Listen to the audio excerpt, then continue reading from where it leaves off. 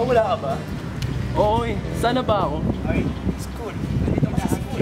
School? Parang wala namang kwenta yung school eh. Ano ba ginagawa dito?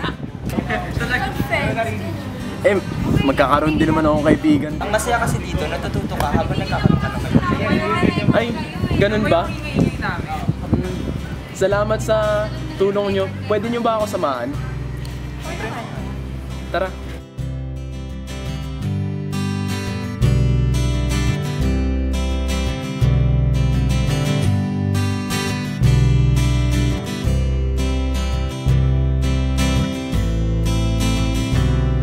Gusto ko ng sarili kong kotse. Gusto ko ng sarili kong bahay. Gusto kong makapagtrabaho sa isang magandang kumpanya. Pangarap ko ang perpektong kinabukasan. Kaya ako nag-aaral. Nag-aaral ako para makatulong sa bayan.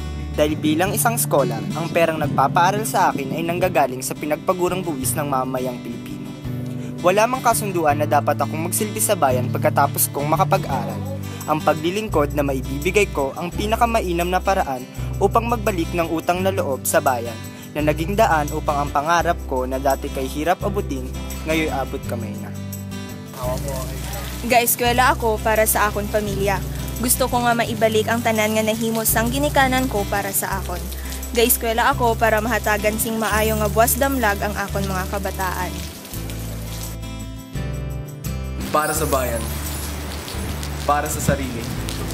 At para sa pamilya ko. Mag-aaral ako.